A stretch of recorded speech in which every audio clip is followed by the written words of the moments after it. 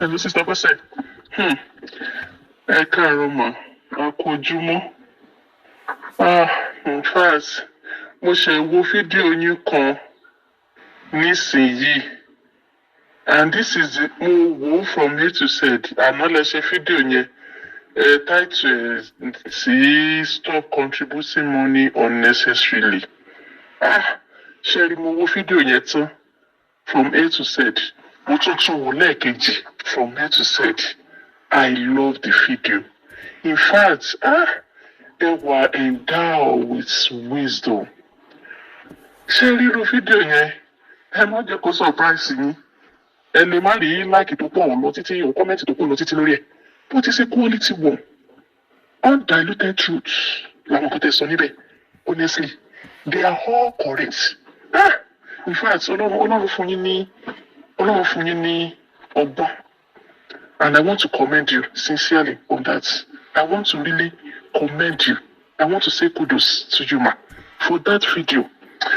Ẹnu tó mẹ́ta ni mo kò ṣẹ̀ṣẹ̀ wá discover nǹkan yẹn pẹ̀lú àwọn èèyàn. Wọ́n ti ń wọ́n kọ́ sí mi náà, but mo kàn bá kó tún gbójú wò pé bóyá èèyàn sàánú náà ni. Mo fídíò tẹ ṣe yìí, ó tún widen knowledge mi pé àwọn èèyàn exploit ni. There is a guy tó jẹ́ pé mo rántí ọ̀rọ̀ sí mọ́mì mi of blessed memory tó máa ń sọ.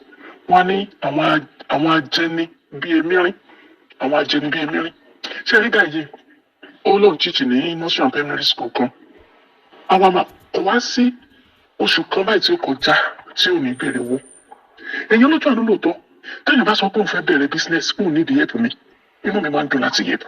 But tó kàn wá máa jẹ́ pé mi ò tí ì jẹun kankan látànà.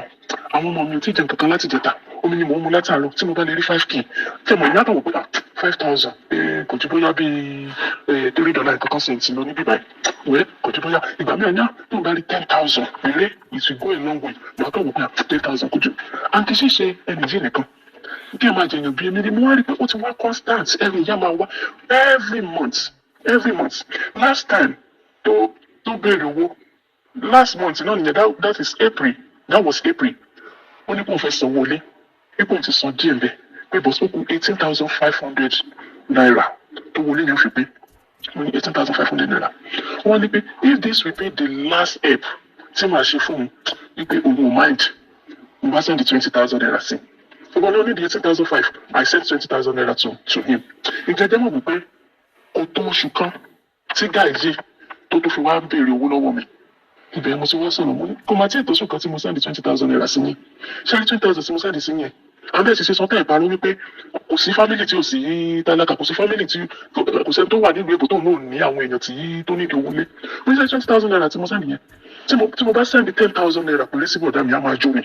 Tí mo bá send 15,000, ó jẹ́ 5,000 gan. Adúpẹ́dúpẹ́ á máa jó. The issue gan ni wípé àwọn tó jẹ́ èèyàn gan wọn kì í disturb tó àwọn so-called Facebook friends yìí. I'm ready to help. Tí mo bá rí potential nínú èèyàn, àìmọye èèyàn tí mo ti dá lókòwò. I'm happy. I'm always happy to do that. And I wouldn't mind. Mo wá rí pé contribution ti yín yìí ó máa make sense. Pé tẹ́ bá ní need láti contribute for anybody tó jẹ́ pé bóyá láti fi lè help èèyàn láti fi lè bẹ̀rẹ̀ business. Yeah, I would be happy to do it. Ju àwọn pé mi ti jẹun látàrọ. Ẹni oúnjẹ ẹni tí ti wá dùn láìpẹ́ á sábà rí owó oúnjẹ gbà lọ́wọ́ mi. Every now and then, á ṣáà ní nǹkan sọ ni. Ẹni wọ́n ti fi ṣẹlẹ̀ níbi tí nọ́ọ̀sì àti risk tó wà ní ti fẹ́ lọ gba iṣẹ́ mi tó ló níyẹn ò sanwó tó bá yá tó máa sọ pé ọ̀gá ọ̀gá tí ìsanwó òun náà á sábà sọ gbogbo ìfúnná nínú pẹ̀lú pé ọ̀gá ò san owó ẹ̀ ẹ̀ẹ́dẹ́ tó ti ṣe dájú òun àti ìpè òun kí ni problem tẹ̀lé pẹ̀lú yẹn wọ́n á rí pé ajẹ́ níbi ẹ̀mí òun nígbà òun bẹ́ẹ̀ àwọn every month mo ti wá mẹ́kọ̀ọ́ pẹ̀lú nígbà tó tẹ̀sí sọ wípé if that will be the last time mo ti wá mẹ́kọ̀ọ́ pẹ̀lú pé bó ṣe sọ́jà náà ni màá sì jẹ́ pé that will be the last time nígbà tó sọ bẹ́ẹ̀ ni no I have financial commitment àwọn kan zèmi àwọn èèyàn tèmi náà tó ní ìdí owó wọ́n pọ̀ dáadáa so àwọn èèyàn kan máa bẹ́ẹ̀ ṣe sọ pé tó máa ń gbá èèyàn tó máa ń gbà àwọn táwọn gbà níjà sọ́yà ní ìpàdé tiwọn ẹ correct pa that is just it ẹ̀mí ìyàwó yẹn tí wọ́n fi gbọ́ ìrẹsì wọ́n máa dín lọ́wọ́ lóríṣiríṣi máa wò pé mo kàn wá wò ẹni tó mẹ́ta mo wá wò pé owó tí mo gbà mo kàn wò pé mi máa ra nǹkan kan ṣé mo sọ wọ́n nù ni mo rí pé owó ti tán kí ni tó ṣẹlẹ̀ ẹni register us and well paid wọ́n tó ti níbi tí èmi àti ọkọ mi àti àní common post ìṣe gbogbo àjọ gbogbo owó wa pọ̀ sójú kan náà no I have my private account he does too he has his own private account too but a ní account tó jẹ́ common post tó jẹ́ pé a ní iye tí àjọ contribute síbẹ̀ fún our future fún àwọn ọmọ wa pé every paycheck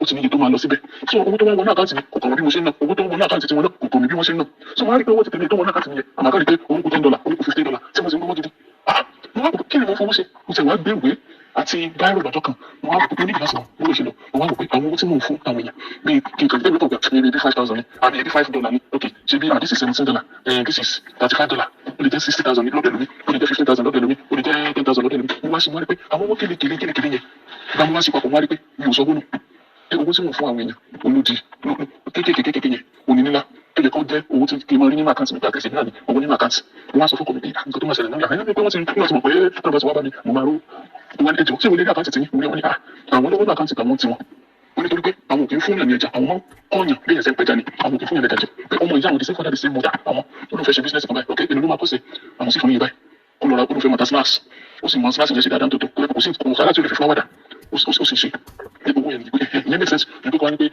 omi lọmọ mi mu láti dẹ́ta wọ́n ti lé ọmọ mi ní sùkúl wọ́n ti ṣe kíní kan ìyẹn make sense ju pé kí ọmọ mi ò fẹ́ gbẹ́ká mi púpọ̀ jù I so much love the video I like before I change that button to love button that I love this video ọ̀pọ̀lọpọ̀ yẹn ni ò ní like video yẹn torí olóòótọ́ òun ni ọ̀tá rẹ̀ ẹni tó bá sọ tó àwọn Yorùbá náà sọ pé olóòótọ́ yìí lẹ́ni but òótọ́ rẹ̀ kò lè sọ ẹni tó rẹ̀ lè sọ pé ẹ̀yin tẹ́ ẹ lọ́ọ̀fù wọn lè sọ fún wọn báyìí pé kí ẹ máa contribute fún wọn but there is still this in level àwọn iṣẹ́ tá à ń ṣe bí báyìí tó yẹ pé káàkiri talk out ni kò dàbí iṣẹ́ ẹni tó jẹ́ pé ẹnu mi ó lè jẹ́ pé ẹ̀mẹjọ péré ní ọ̀nà iṣẹ́ ní àmì oṣù kan tí ó sì gbọ́ oṣù tí ó pè níbi báyìí tí òyìnbó bá fẹ́ sọ tó bá ní ká ẹ máa ṣe ẹnu tó wọ́n san owó fún yín yóò mẹ́sàn pé ẹsẹ̀ lóye títọ́ ẹnu yóò fẹ́ gbé kó tó di pé yóò san owó fún yín tó bá tẹ̀wá di ìgbọ́ tútù mo lọ síbi iṣẹ́ lọ́jọ́ kan àti sí ilẹ̀kùn mọ́tò títì mi ò rí sí gbogbo ọwọ́ mi báyìí ní ìmọ̀gbà tí mò ń sun ẹkún sí gbogbo ọwọ́ mi báyìí tó gan tí ó romi wọnú ẹbọ mo bu lọ tó wọ́n ti gan mo lọ́rùn omi gbóná báyìí sí ọwọ́ yẹn àṣekọ̀ jẹ́ kí n ṣe bẹ́ẹ̀ ó bu ọwọ́ mi nígbà mo wò pé àwọn ti gan omi gbóná ló máa kan darẹ̀ wọ́n ní tẹ́pì wọ̀tà ló yẹ kí n ṣe sọ́wọ́ kìlẹ̀ kó jẹ́ omi gbóná mo sun abá ní ìmọ̀gbà tí mò ń sun ẹkún ṣé owó yẹn ló wáyé kéèyàn gbà kí ẹ̀kọ́ wà máa fọ́nká ẹlòmíì bá tó wò pé ṣebi $15 ni ó sì wọ́n ṣẹ́tọ́ ní ìyẹn sí kó tó di kúrú $15 yẹn